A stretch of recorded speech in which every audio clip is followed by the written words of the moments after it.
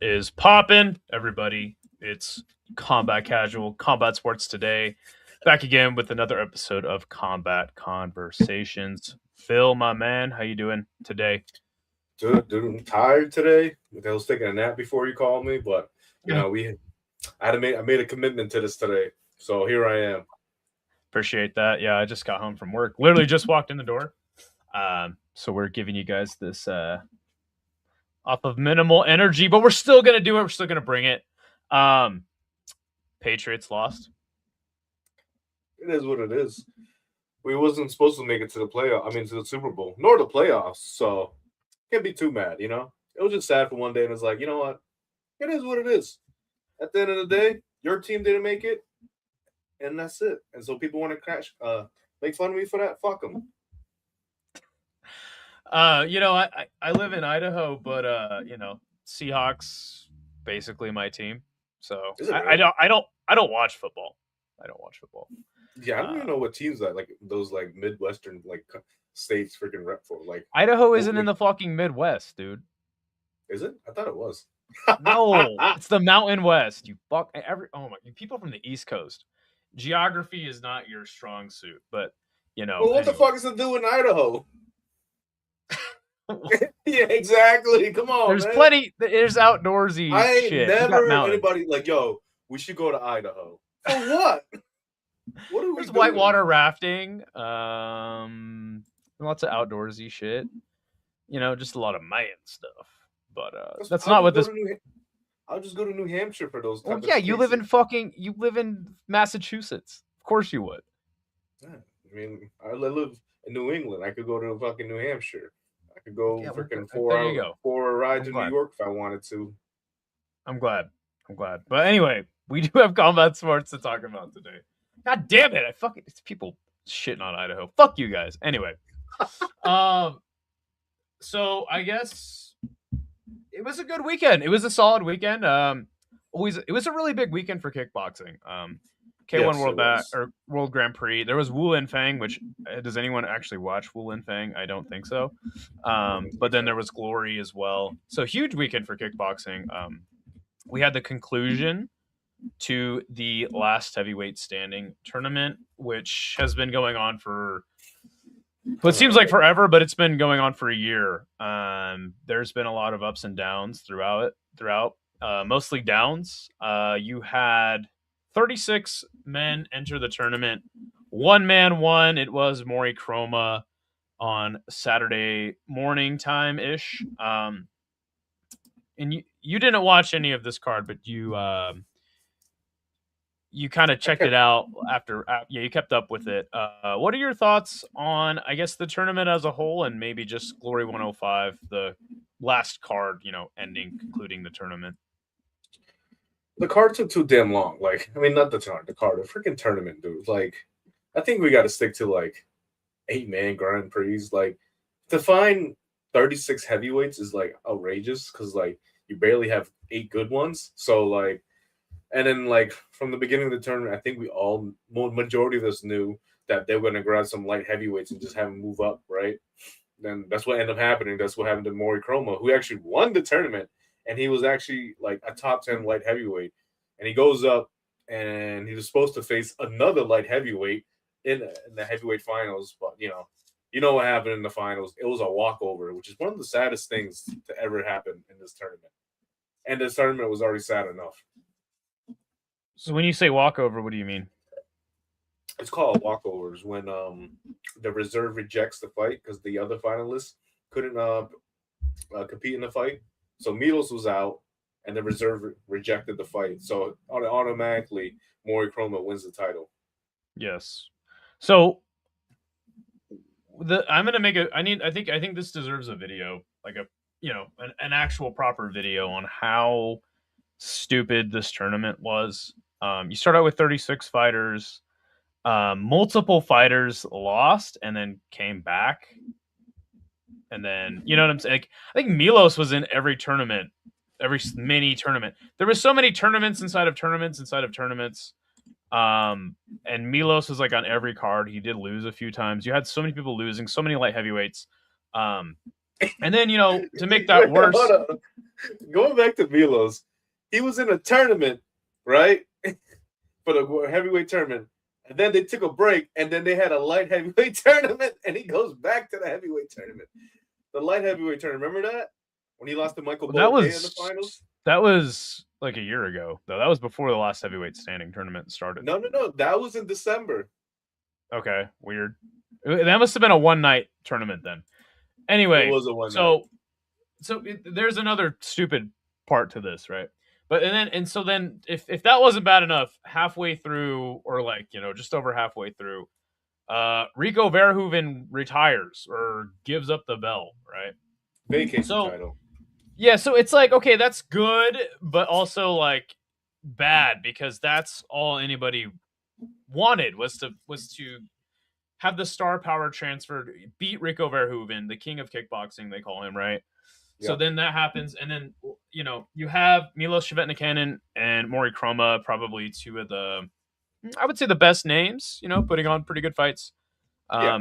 Meeting in the final. Now, Milos is the interesting one, because not only does he break his toe in the quarterfinal, the first part of the tournament, but he pops it. They pop it back in. He goes on to knock out Laduni, and then he beats his next opponent, Bouzid, who's also a light heavyweight. Now, this is where I think the interesting part comes into play. The co-main event before the conclusion of the last heavyweight standing tournament is Bahram versus Ristia. Now, I already knew Bahram was going to knock out Ristia. I just didn't expect him to do it in 15 seconds. Oh yeah, that was fast. So that happens when, good for Bahram. And I think what happens, this is my own conspiracy theory, is they go, perfect. Milos is hurt. Kroma is going to, as you said, get the walkover win. Now we can set up, the big rematch between Bahram and Kroma, who had probably one of the best fights I've seen. Craziest fight I've seen, no doubt, in a kickboxing, promotion. And I think that's why they said, hey, you know what? The alternates, you guys, we're not going to fight you. That's my conspiracy. I mean, because listen, like, when doesn't, like, just like Degenerate Dane said, like, why have alternates? What alternate would turn down a chance to fight for the actual promotional title? Nobody. No one would ever. Nobody would ever be like, nah, like, I'm good. Doesn't exist. Wouldn't happen. I think that it's a conspiracy to set up the big match between Mori Kroma and Bahram once again. Well, funny enough, Bahram's already had his next fight booked. It literally was announced today or yesterday, actually. He's fighting Donovan Weiss, for the glory middleweight champion, for the vacant light heavyweight title. I told you that yesterday. So Hababez is not the champion anymore then? So he got stripped for his title for apparently rejecting the fight. So Hababe actually put up a post was saying, I don't know why you guys make me look like I'm rejecting the fight. All I was doing is asking for more money, which is called a negotiations. But you guys are putting out there like I'm rejecting the fight. So he's pretty pissed off about that. As he should be. He beat Bahram fair and square. Bahram had his moments in the first round. You know what? This reminds me of when they just really wanted Badr Hari to beat Rico, and it just wouldn't happen because Badr Hari's fucking body wouldn't hold up. They want Bahram to. I guess he doesn't want to fight at heavyweight. Fair enough to him. He is a little undersized for heavyweight. Oh, yeah. Here's a man who, after losing to Hababe, said he would retire, and then promptly came right back. So yeah, that's really stupid. And now they're gonna have a middleweight fight him. So I guess Milos will get that title shot when he's a light heavyweight, by the way. Once he's healthy. So that's cool. I mean, there's build up to that. But again, I think that it's just they didn't want to make Milos look bad, taking that fight and not having the alternates not fight or have them not fight. It blows my fucking mind. And I think that was intentional. What do you think about that? Oh, I think you're a waste of fucking space. I would cut you immediately because, like, that's why you're a fucking alternate, right? Like, you're literally ready to step in if anything happens. And not even just step in for a random fight, right? You're stepping in for the world title. Like you're in the fucking finals, bro. Right. Right. You're getting a bag, you're getting a title. Some Like some Rocky shit. what are we doing here? And then if you would Well, have knocked out more, that's what I'm trying to say though. It's like I think it was intentional. Like the promotion was just like, nah, like it's better if Milos and Chroma are fighting each other their next fight. We don't want the alternates to fight. I think that's my little conspiracy. I don't know. I just want to get your thoughts on a possible, conspiracy theory stirring up. well, with fucking Tariq Kababe being all pissed off, saying that Glory's making up lies, fake news, anything's possible. So a Mori Chroma fight and a Baharam fight, they can sell it as champion versus champion, right? So oh my god, there you go. There you go. Love it. Love it. That's the narrative we're going with. And I don't know. I mean, it is unfortunate. Like, Milos didn't mean to break his goddamn toe. I guess he had internal bleeding, like heading into the final as well. So the guy was fucked up. But it's like, dude, like Milos is not. He's fucking awesome, but it's like he's just not. Glory really wants certain people to be champ. They're very biased, and I understand why. They need to sell tickets. They need to sell pay-per-views, which, by the way, this was on Triller TV again, and it was $20, which is really nice. I think that's better than paying for DAZN and then a pay-per-view on top of that. Correct. But they need to sell shit, so I get it. But it's like Glory has always had this issue where like the guy they want to be champ can't fucking make it to the title fight, or his body breaks apart, like against Badr Hari. Now they had a really good run with Rico, and they were able to sell him. But they're having a lot of issues now that Rico's gone, and they seem lost to me. Yeah, they don't know what they're doing. They just from what I've seen online is that like they're taking a break from the middleweight division, and because Luis is just beating everyone. Michael Bell Paya moved up; he's a light heavyweight. So from what they posted was they're gonna do another heavyweight Grand Prix. They're gonna do for what? What? They're gonna do another heavyweight Grand Prix? Why? Don't ask me. Ask them. Light heavyweight, which is actually a pretty good tournament. I wouldn't mind light heavyweight. Yeah, and they're gonna do welterweight again, I think, or something like that. I'm already sick of the featherweight tournaments. Like it's just rinse and repeat with the featherweight tournaments. Well, the problem is that Patch is just too good. Patch is just too good. Like at this point, he's gonna beat like, everybody, and they want again. It's the same thing. They want Miguel Trinidad as champion, but he can't fucking beat Patch. So, exactly. You might as well ship off Patch. You might as well work in a trade with fucking one championship somehow. Who would you know what I'll do? Traded for regional Urso.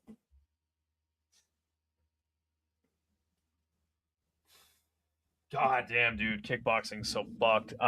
Think about it. Who's gonna fight regional Urso in one, and who's gonna fight fucking Petch and fucking Glory now? Since he's beating everybody, you might as well just trade him off. At least Petch is Thai. He could be a bigger star with Thailand and one championship, and then regional Urso can go back to fighting the Netherlands. To be honest, it's a fair trade. A bright spot in kickboxing, though, and always will be, in my opinion, is K-1.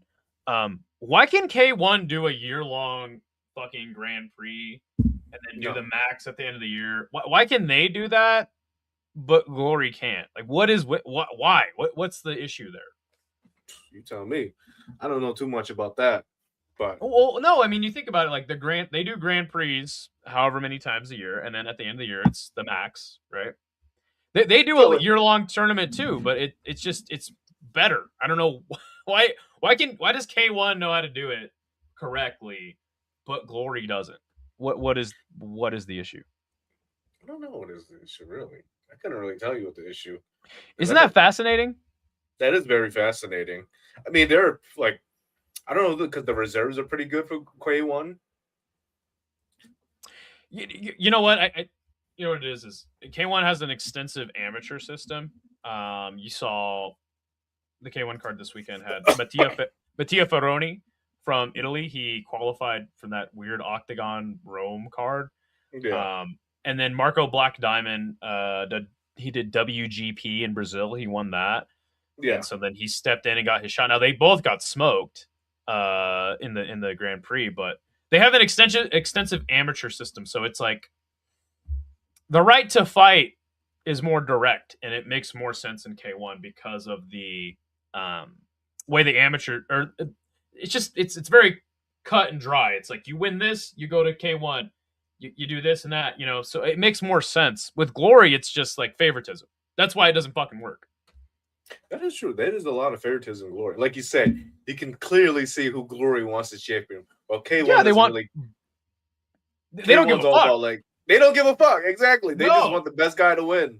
And it's to a fault as well, right? Like, they don't give a shit so much that a guy like Lucas Arterberg from Germany wins the K1, and then it's wasn't like, he okay, in reserve too?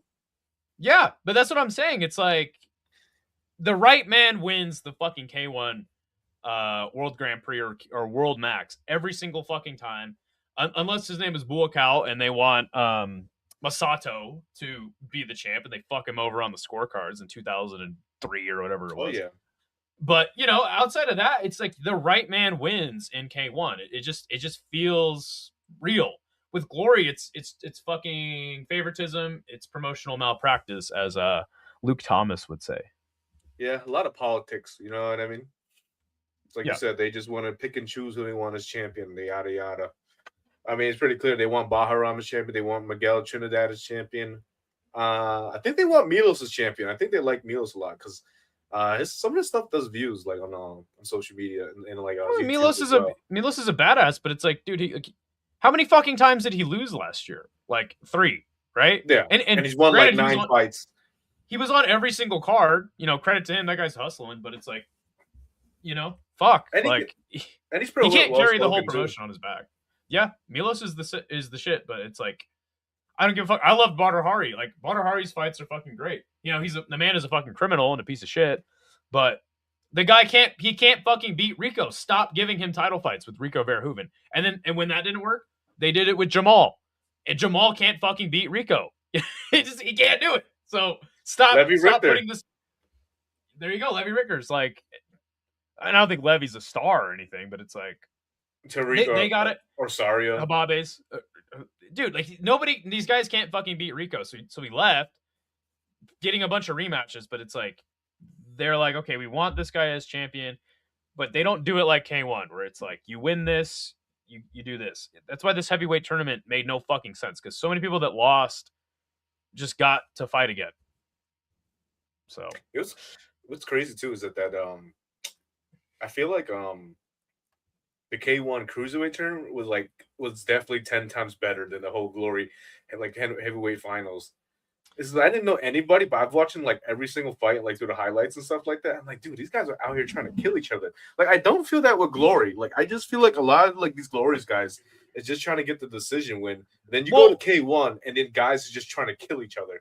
Well, it's all the same people, all the time on every card, right? Yeah, and that's why I think I figured it out. It's like K1 has a very clear line. It's like, you win this, you do this, dude. I think it was 4 people got stretchered off on that K1 card, dude. Yeah. Like, that shit ain't happening. The only time somebody gets stretchered off in fucking Glory is because they're fat and they do steroids and they threw their fucking shoulder out or their leg got messed up and they can't walk on their own volition. It's not because they got knocked out. Yeah. I think this is like with Glory, when they look for guys, they kind of just look for the guy. Oh, yeah, he won the title in this little regional kickboxing promotion. We're going to bring him over instead of looking at what he can actually do. Like K1, like, oh, this guy's a killer. He has that killer instinct. He's gonna bring that fight. Like, I mean, Glory's got some of those guys like Milos and like fucking what's his name, Baharam, but like Miguel Trinidad. Yeah, but like that's it, and it's not. They're not vetted enough. You understand? Yeah. Like with K1, like you're vetted before you get to the Grand Prix. Yeah. And like you earn your spot. In Glory, you don't earn your spot. It's just favoritism. So it sucks, man. It sucks. I honestly, like, I really liked the card. I thought the card was great. Obviously, it's always disappointing when you can't have a proper, Grand Prix end. But I like the card. I fucking like Glory a lot. And that's why it pisses me off that these tournaments are so stupid. and then you just told me they're doing another heavyweight Grand Prix after a year-long heavyweight Grand Prix. Fucking just shoot me now. Like, what are they doing? Who knows? Glory's gonna do glory things. Like we did not need a like light heavyweight is where it's at right now. Light heavy is the most exciting division right now, and that's the only one Yeah. they should be for. Come on, you got Boapea, you got Donovan Weiss moving up too. You know what I mean? They got a lot of guys going on. And like K-1's like cruiserweight division was pretty cool too. Did you see that Than DeVries? I guess he got picked up by Infusion. And he's been with Infusion. Okay, well then why did he fight in K-1 last year? He's kind of like a madman fighting everywhere. He's kind of like signed to like 3 promotions. Well, I think he's exclusive with Infusion at the moment. That's why he didn't fight on the Cruiserweight Grand Prix. But he's going to actually make the pay-per-view free, the next one he fights on, which is fucking awesome. He was actually doing a 4-ounce fight like not too long ago. I saw that. He fought some guy from my neck of the woods, funny enough. That's why Than DeVries is the shit. But I want to check out Infusion sometime. But anyway, I think that's enough on the kickboxing tip. You actually watched PFL Dubai. I had it in the background while I was watching Glory. Your thoughts on the fight? I did see Usman versus Alfie Davis ended in a submission, correct? Yes. Your thoughts on, I guess, Usman and I don't know. It seems inevitable he would win. I mean, I'm glad he got a finish, but they got no competition for him over there. Besides Paul Hughes. Same thing. It's like, what are you going to throw Paul Hughes in there again? Like, yeah. What are we doing? Well, I actually know some of the fighters that could be next. But either way, most of the card I thought was actually pretty good. Like the first 3 fights were all first round finishes. We got a light heavyweight prospect named Khabib Nabiev, who got like a second round TKO, 12-0 prospect. Luke Trainer defeated Rob Wilkinson, who's a former PFL tournament winner. Made it look easy too. Guillotine. Yeah, made it look easy. And then the first fight of the card was Joni Gregory. He was like a plus 600 underdog. He got a first round guillotine. Then we had a couple of Zabib's boys on here. Amaru Magomedov. Like, that's the guy you need to watch. Like, so Usman Magomedov, great win today against not today, last Saturday against Alfie Davis. He has one more fight after that, and it has to be in 2026. So if he doesn't take that one fight, regardless, after 2026, he's gonna be a free agent. So okay, and he's not gonna fight Amaru Magomedov because Amaru Magomedov might be a world champion, either PFL or even a UFC. I think that's how fucking fun and exciting he is. But he made his PFL debut with ease, body kick to the stomach, and then he finishes his opponent with ground and pound. That was 15 seconds, easy. All his wins are first round knockouts or something like that. So he's a prospect to watch from Team Khabib. They had another Team Khabib guy, Renat Kovalov. It's a typical Dagestanian performance. You can get what I mean. And then Puya Rahmani. Now, this is a heavyweight I like right here. He defeated former UFC fighter Carl Williams in the second round. He got him on the ground, and he got him with a sick arm triangle. He put his knees on the other guy's arm and pinned him down and put him in an arm triangle. I seen that. Him. Yeah. So that's actually a heavyweight I would like to keep an eye on if you want to push heavyweight MMA. This is a guy you want to keep an eye on for sure. And I can see him fighting Vadim Nemkov for the title in the future too. So that's a big fight.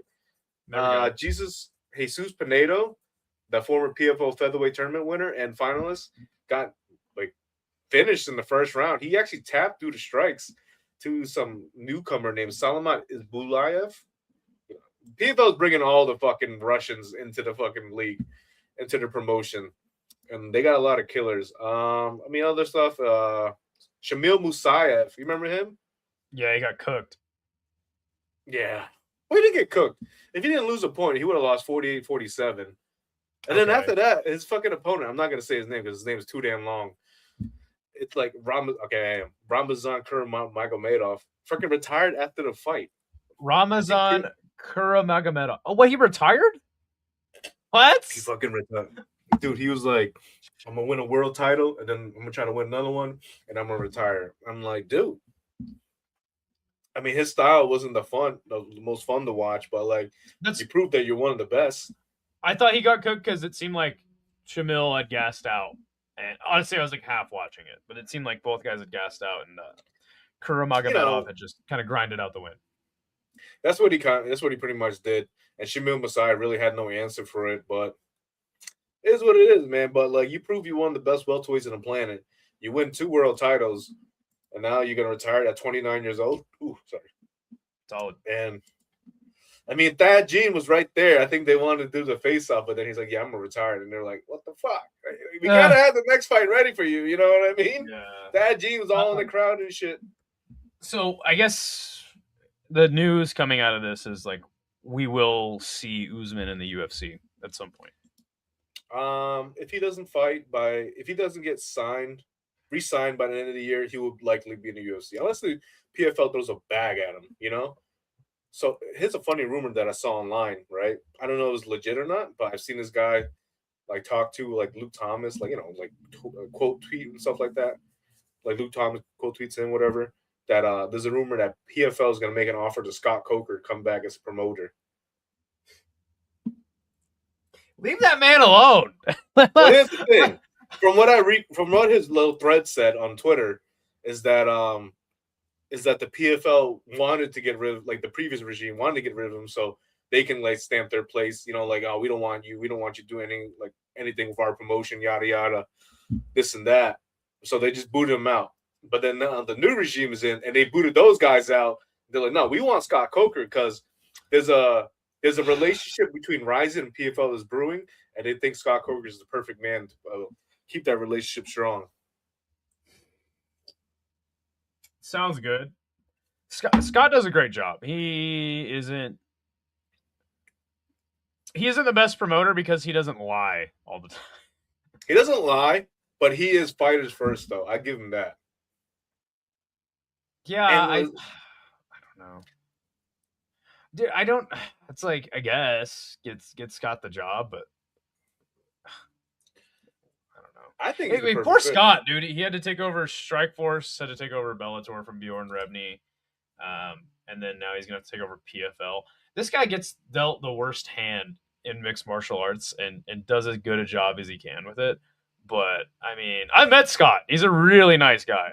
But yeah, I'm just like, dog. Like, now, funny enough, when I did meet Scott, it was at the last One Championship show in Denver. Yeah. He was there as a guest. I mean, I guess you could see some sort of. I don't think One's really down to co-promote though. No, I don't think they're pretty. I mean, Chatri was at fucking Ryzen by himself, just checking out the show.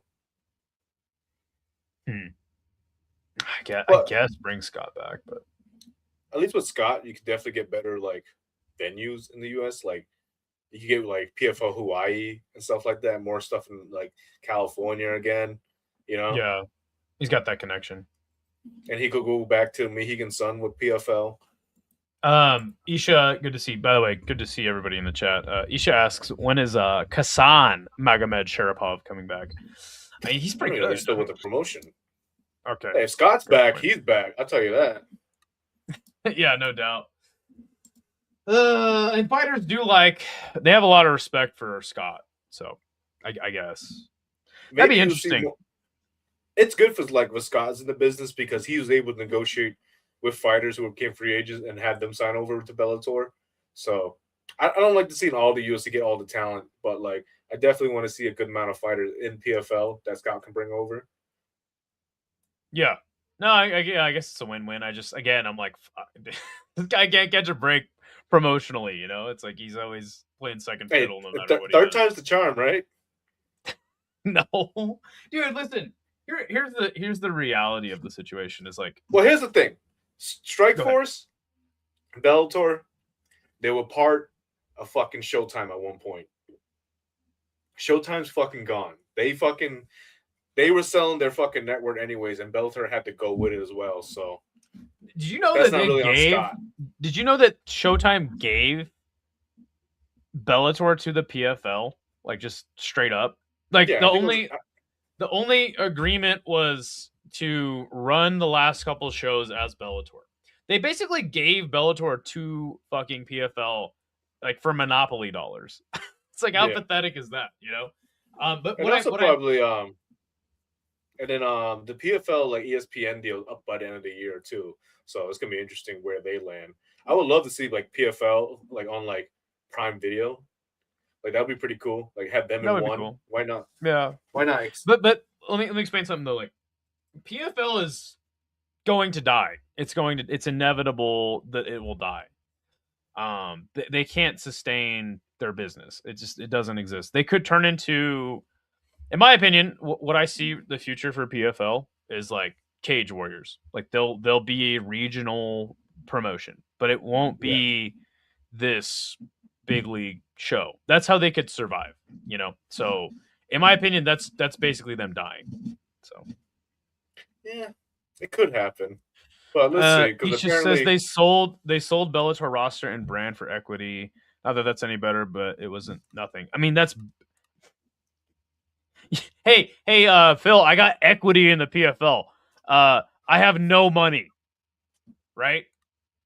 You know what I'm saying? That's basically that's why I said it's monopoly dollars. Like it's like that doesn't mean here's something that I read is that like that the PFL, they always have a new regime, and then like Don Davis had such a depth, and then like the new like investors just basically covered the depth or some shit like that. So I guess yeah. they're It's gonna like be starting. yeah, I got equity in the PFL, so now I owe fucking Don Davis $100,000. You know, it's like what is this? Anyway, Either way, I don't. I It's pray like for a I would I positive. would I would hate to see Scott back in that position of like, oh here, let me run this other promotion that makes no fucking money. You know? I hope third time's a charm because like I like how he ran things. To be honest, I like to see him build talent on the undercard instead of fucking putting two like scrubs together on the undercard Yeah. just to fill out the card like what the UFC does. That's what they do nowadays. They used to have like fucking shit like that, but whatever. I like to see Don Davis build some new talent, and he's been running a promotion in the Bay Area, anyways. It's called Fight Night at the Tech. Interesting. They said Don Davis is gone. Yeah. Some other. I don't technically he's not gone. He's just in the background, man. I Okay. believe. Okay. I think PFL is more on the up and up than it's ever been. The last 15 months have shown under new management it's getting better. But that doesn't matter. That doesn't fucking matter, dude. They're still not going to make. I mean, is nobody hearing me? Like, it doesn't fucking matter, dude. They're going to turn into Cage Warriors, bro. They're going to be a regional fucking European fucking MENA promotion. It's never go. It's not going to. There's nowhere to go up from here, right? Like, they're not going to be a serious contender to the UFC. Nobody fucking is. Don was fully canned. It's Peter Murray now. Peter Murray was canned too. Him with Ray Cepho. Like that's what it says. A whole new regime. Same investor money. You guys are high. The PFL's not going to fucking last, dude. And it's going to be a bad day. That's what's so weird to me is like you have this big contention of MMA fans that go PFL, man, it sucks, man. I don't watch that, man. And then they go, oh well, we want more competition outside the UFC. Blah blah blah. And it's like when PFL goes, it's going to be a bad fucking day in mixed martial arts, and it's going to happen. It's inevitable. And what makes me sad too was when Bellator fucking went away. Do you know how sad I was that day? That was like one of the most depressing days of my life. I wish we could have that Bellator back, but yeah, but network. That's the thing though, is like you want Bellator back, but what was the sentiment around Bellator when it was active? I mean, it was pretty good. That these guys are bums and they're fucking, you know what I'm saying? Like, I don't know. I know. I like Bellator. I was watching Post Slims, fool. You know what I'm saying? Like, I was that guy, but it's like people knew, like, people didn't like that these guys were bums and all, and it's like, I don't know, man. Listen, the UFC is going to swallow up these promotions. It's going to happen. They can't just outright buy Bellator because it would violate antitrust laws, or fucking monopoly laws. But they can do it a different way by just making more money than them and fucking swallowing them up in that way to where they have to fold. Yeah, agreed. Well, I don't think it will end by the end of the year. I think they will get like another streaming deal, seeing how, but I don't think they'll last another 10 years for PFL. I don't know the issue in pointing out that they finally are making positive strides and actually not wasting money. Still producing homegrown talent. Dude, it doesn't matter. Like they're inevitably going to either fold because they're shooting too high, or they're going to turn into like a Cage Warriors, which again is fine. They can make money, but how? But it's like how much? Like it's not going to be a premium for fighters to go to. And right now it is, and that's fucking great. That's going to go away. PFL can exist as long as Bellator did. In the meantime, another similar entity will arise. Its nature. GFL. Peter Murray definitely isn't out. Was in the catch Saturday in Dubai. The catch. That true? Oh, in the cage. In Was the he fighting? cage. I mean, last month they reported that fucking ex-CEO Peter Murray departs PFL 6 months after. I mean, he can still be around. Doesn't mean he's like gone. Like, you know what I mean? Just not like administrative. Got it. Yeah. You're missing the point everyone is saying. I mean, look, like that's great. That's great. No, PFL is making strides, but it's like I don't know. I guess I'm just pessimistic when it comes to MMA promotions. No, I don't blame you though, because like ones that try to run shows in North America, it's like I think PFL they took too long to make the change. You know what I mean? Like when they had Francis Ngannou and like the Jake Pauls and stuff like that, they kind of like they didn't capitalize on it, and like there's a lot of doubt. Like, can they capitalize whatever they have now? You know, they've done lost the whole Bellator roster they acquired, so it's kind of like this is kind of like the last shot right now, which I kind of see where you're coming from.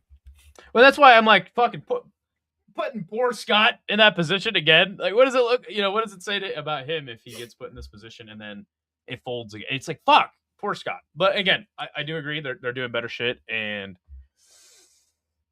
it'll look better with Scott at the helm. So, yeah, I mean, PFL was World Series of Fighting before for real MMA fans that know about that, and they changed their names just to freshen up the thing. And it was working for a couple of seasons, and then it kind of got played out, and then they should have switched to this format like 3 years ago, but too late now. We'll see what happens. All right, so I guess that's kind of the weekend. Oh, we didn't talk about Mario Bautista's win over V. Oliveira. Made it look easy. People were telling me that card was amazing, and I was like, I was all right. It was a fight night. It was fine. I didn't have any complaints. Talk to me. Talk to me on the UFC card. Mario Bautista did what he had to do. He got the job done. He wants Corey Sandhagen next. Sandy Don called him out, and he was like, "No, you can sit on the L you took earlier this year." So I love that. And Kyoji Horiguchi looked good in his win. He actually broke his hand in the first round, so he beat on fucking Amir Albazi, and he's now top 5 in the UFC flyweight division. Rizvan Kunaev defeated Jilton Almeida, a fucking boring ass fight, doing heavyweight MMA shit, especially in the UFC. It's already on my list for most boring fight of the year. I do a worst of the year awards in combat sports, and this is the first thing we got on there. So congratulations to Kunaev. So because of that loss, Jilton Almeida is going to move down to light heavyweight, and I don't think that's his issue. I think his issue is that he doesn't want to get in there and fight. He shoots down for takedowns head first into the chest or into the stomach or whatever, and just tries to grind a fight. Like, remember that fight with fucking Derek Lewis in Brazil when he had so many times to finish Derek Lewis on the ground?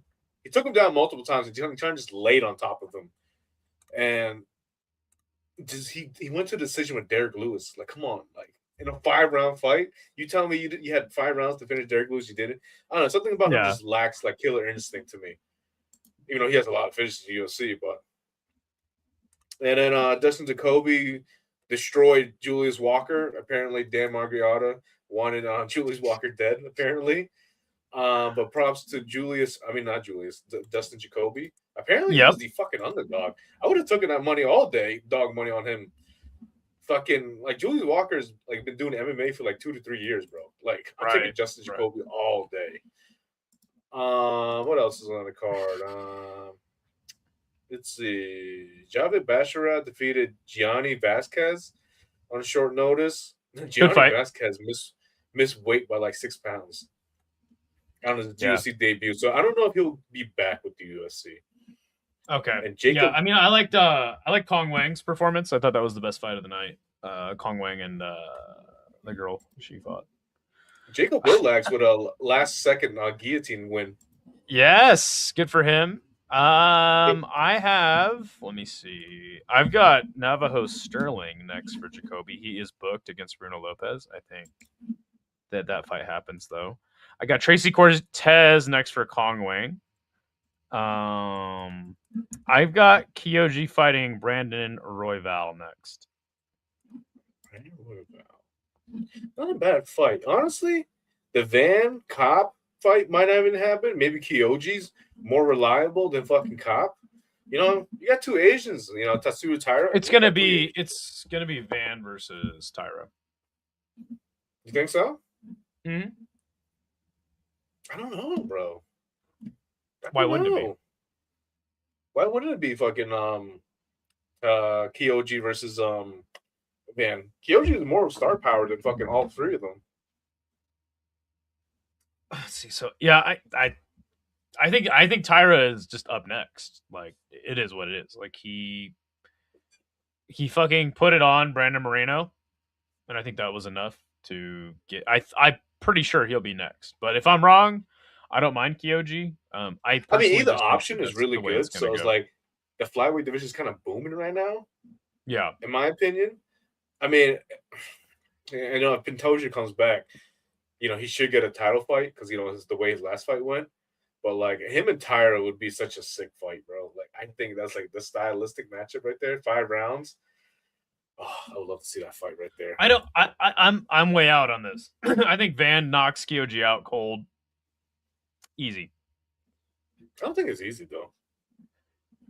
I mean, who's Josh Van really knocked out in the first round? I think it'll be like second. You think it'd be in the first round? He knocks him out in the first round? No, I think it takes a second, but I don't really see Kyoji beating Joshua Van.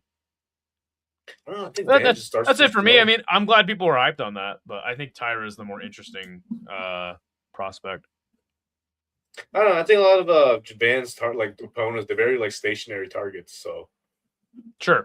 There you go. And Kyoji's not a stationary fighter, so he's always bouncing around. Oh, do you remember that fucking fight with Sergio Pettis, dude? He schooled Sergio Pettis for fucking 24 minutes and 50 seconds, and then just that spinning back fist. Yeah, crazy. I have Loke Dog fighting Song Yadong next, and I have Mario Bautista versus Sandhagen. You think Loke Dog will go up? I don't know. Did he say he was going to? The dude was like 50 pounds over like a week before, some shit like that. Okay. I didn't know that. I don't know. He said he broke his arm too, so. Yeah, that's what Andrew A was saying in the chat. He said Oliveira went. But who'd you have Loke Dog fighting anyways? Arm. What's that? Oh, I have him fighting Song. I feel like he'd be fighting backwards though. Like, yeah, I mean, he should be fighting backwards. I mean, not like. I think Mario Bautista. Okay. Like he should be fighting a non-ranked guy, in my opinion. That's fair. What do you think about Bautista versus Sandhagen? I think that's going to be the next fight. I feel like it should be, and then I feel like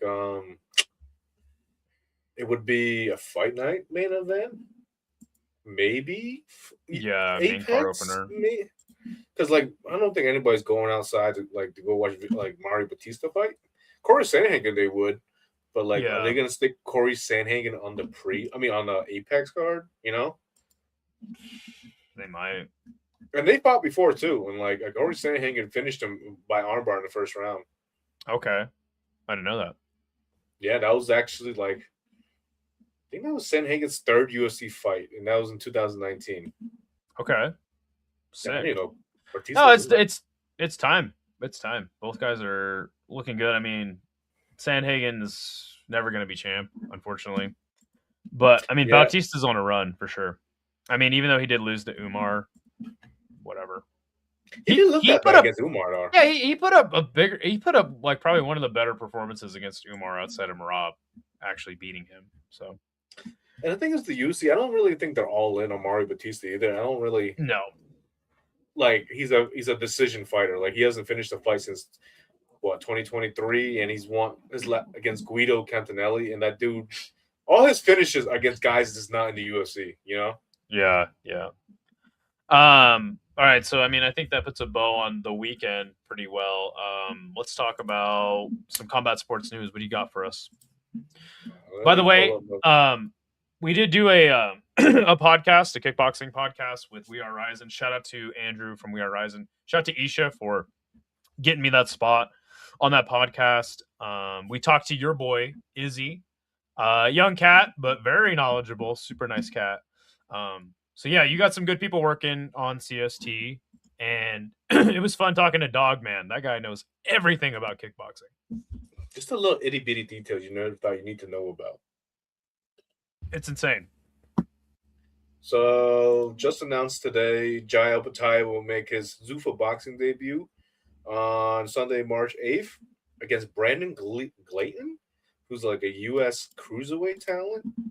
He's 21-3. And I don't know how this dude's getting a title fight, to be honest. I see it. Brandon Glanton, 21-3. He's lost. He got 3 out of his last 6. So I don't know how legit this fight is. Did he get finished by Billiam Smith? Unanimous decision. He fought the That's the only boxer person on the record that I've heard of. But dude, the dude's 3 Okay. Gotcha. He's 3-3 in his last 6 fights. Like, where are you finding these guys? But here's the thing.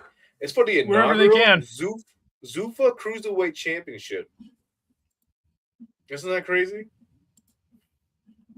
Zuffa Cruiserweight Championship. Is that belt? Hold on. Let me ask you something.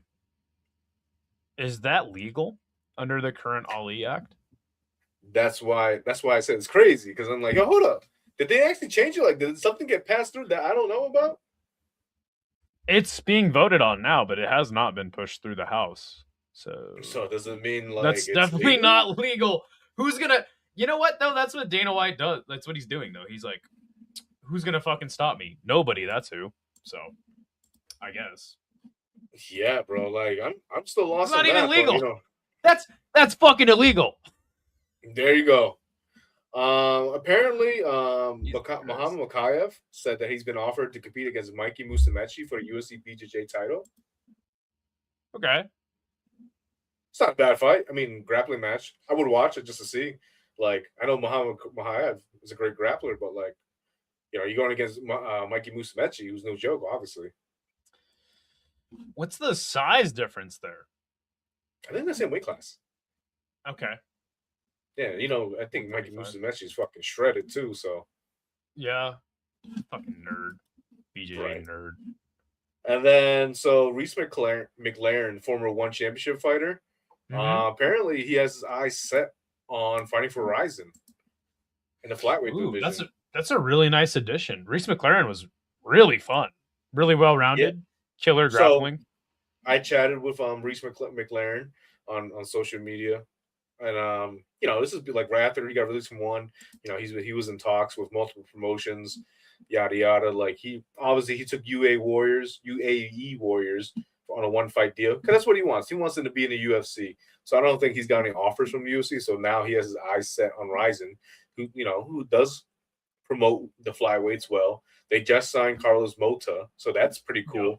Carlos Mota is a knockout champion. Shout out to him, knockout unlimited champion. Who else they got on the flyweight division? What's his name? What's the champion's name? Okikubo? I don't know anybody in Ryzen, dog. Oh, yeah, I forgot. You don't know too much about Ryzen. I don't know shit about that. I know that Seika Izawa is the atomweight champion. That's all I need to know. There you go. That's all you needed to know. But yeah, he says, my eyes are set for the land, the rising sun. Ryzen, I'm not here for what everyone is selling themselves as exciting fighters. I'm here and always been here to be a world champion. So I would love to see him over there. Reese has been cool. We always chat online. I've always supported his career. So I'm glad he's out of One Championship jail. And he's getting fights again because he's been supporting his family through his refrigerating business. Wow. In Australia. So I already brought this up. Usman Nurmagomedov has 1 fight left on his PFL contract.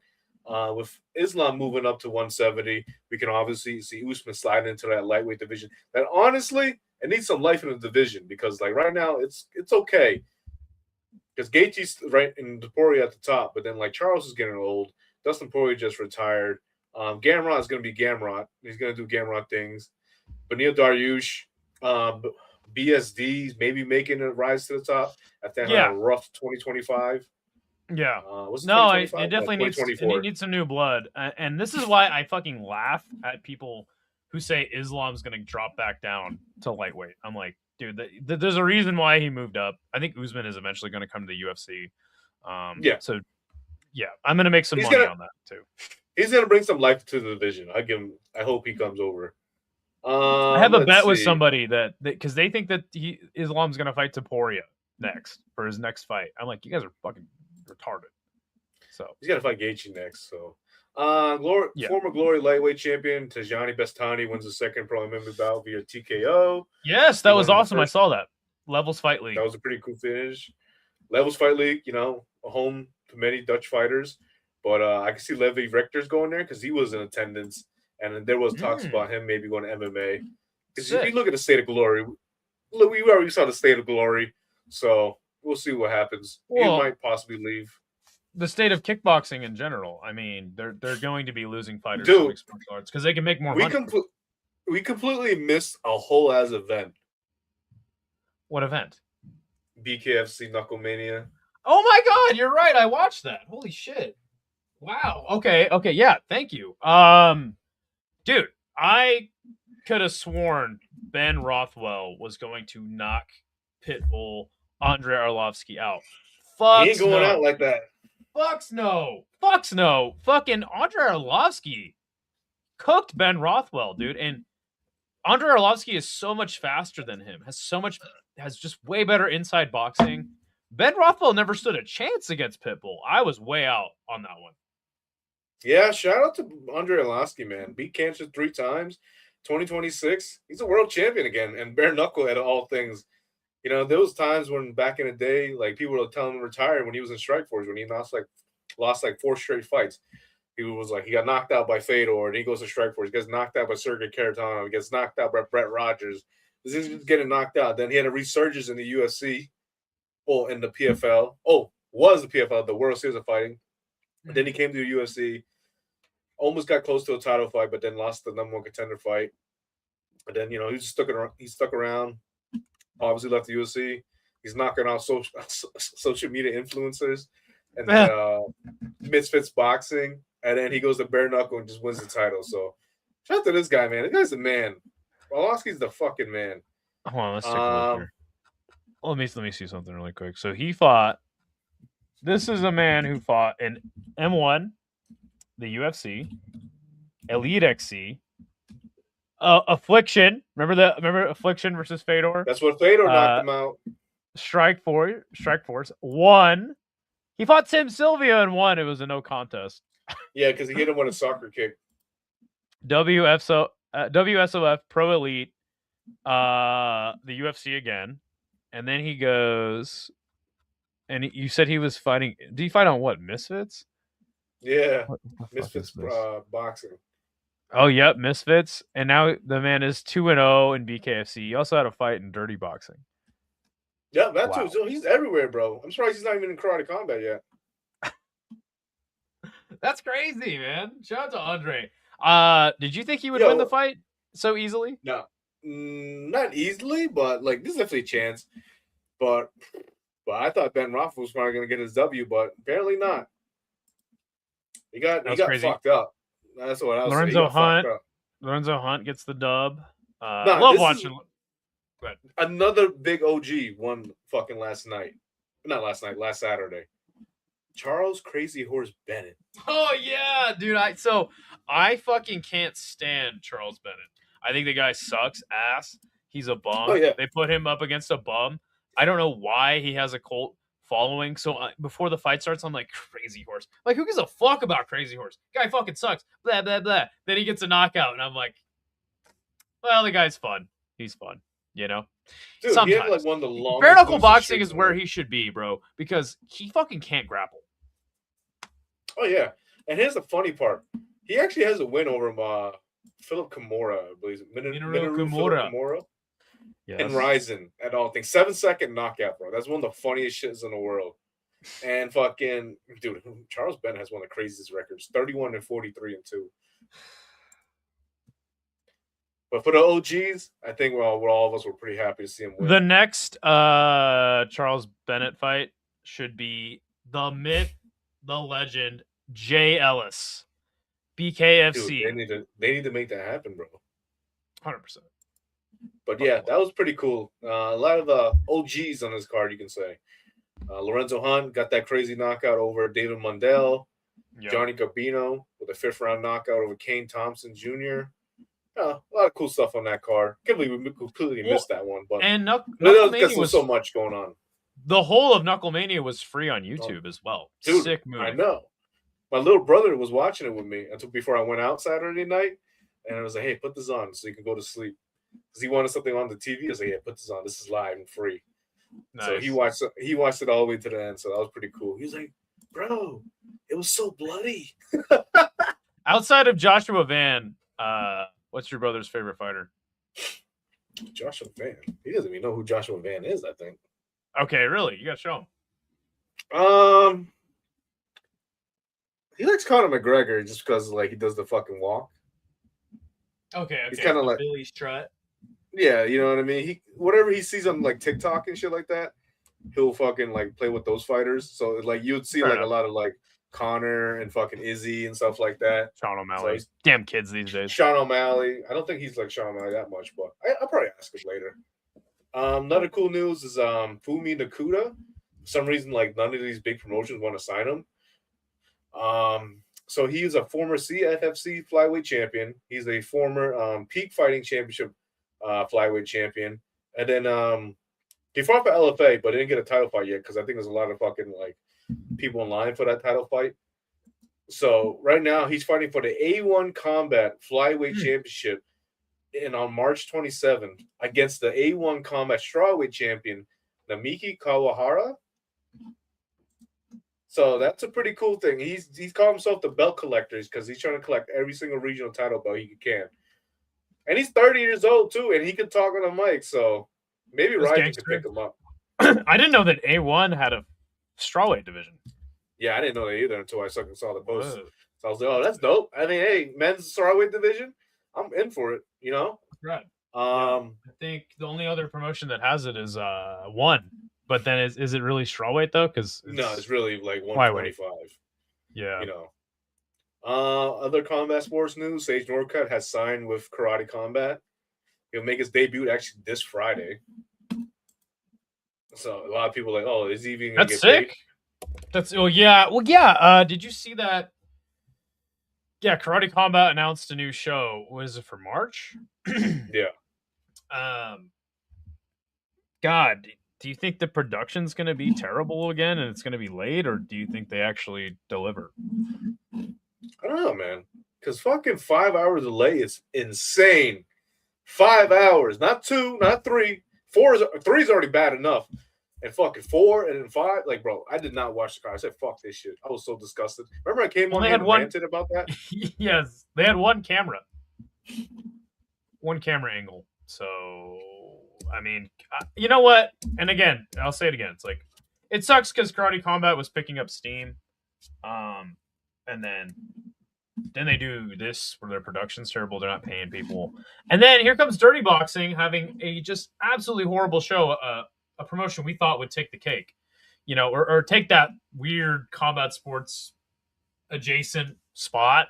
And then it seems like they're fucking up too. So, yeah. Other news: former WBA IBF champion, Olympic gold medalist, I cannot say his name. Yuriorkis Gamboa.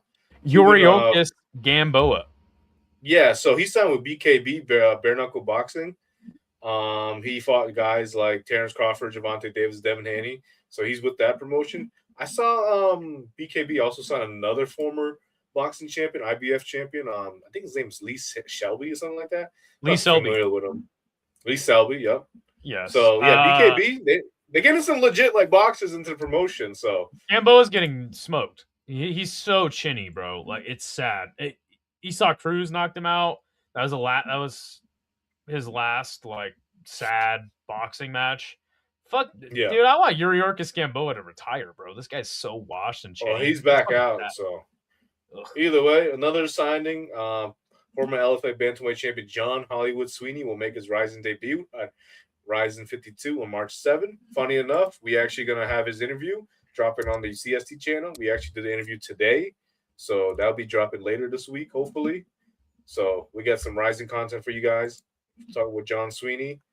Carlos Mota, he's making his Rising debut. He hinted on our interview that he had a big announcement coming soon, and he was in talks with Rising. So there you go. He's already signed for Rising 52 March 7th. And I think that's about it for now. I mean, we got one championship this Friday, Jackie Bunta versus Stella Hemmetsberger. That should be a good card. And probably the biggest news to end the stream right here, Floyd Mayweather versus Mike Zambidis in Greece. Former K-1 fighter. When is that? That is going to be on June 27th. Battle of the Legends in Athens, Greece. It's terrible. Yeah. People were like, oh, yeah, but the rumor was he's going to fight Iron Mike in 2026. They'll talk about Iron Mike Zambidis. Mike Tyson needs to just chill, dog. They're literally one of the funniest things I've ever seen. And everybody's been calling Floyd fucking broke. So. Yeah. 9 fights on that one championship card. In 2026, Floyd Mayweather, one of the greatest boxers of all time, is like a sideshow attraction now. The dude's just going to Rising. That dude's just fighting random ass streamers or whatever. He's got to be broke, dude. Like, I don't think he's broke. I think he just loves the competition, but he knows he would lose. He knows he would lose against the top guys. I think he spends a lot of money. Same with Manny. I think Manny and Floyd just spend too much goddamn money. They need to just fight again. Like, what are they doing? That fight might actually happen in 2026. So it'd be 2027. Manny Pacquiao beat Mario Barrios or something like that in 2025. So like anything's possible. And then Floyd comes back, fights him, and wins the title again. He's like, "Oh, look at me! I'm fucking 52 years old. I'm a world champion." Yeah, man. But yeah, that's it for me, boys. We did drop the link to Combat Sports today. All your interviews in Combat Sports. Check that shit out. This week there's no UFC card next weekend, so there's no stupid pick stream for me. This is gonna be my last live show of the week. We got Fight Companions this weekend, but I want to be working on this video, a short video essay on Glory's last heavyweight standing stupid tournament. Now that it's concluded, so I'm gonna try to get that out for you guys this week. Sounds fun. Anything else you want to say to the people, Phil, before we get the fuck out of here? Go subscribe to the YouTube channel. Follow us on Twitter, Instagram, Facebook, TikTok. Well, I don't use a TikTok. You haven't seen me on there since September, but maybe I'll make a comeback when I finally quit my fucking job and get a new, better one. But for all, shout out to you and fuck Rush Hour Prison Club. Peace. What the hell? Yo, the sign is real simple, B. It says wrap it up. Wrap that shit up, B. I don't think that's a good idea. Man, you want some too? You better wrap it up.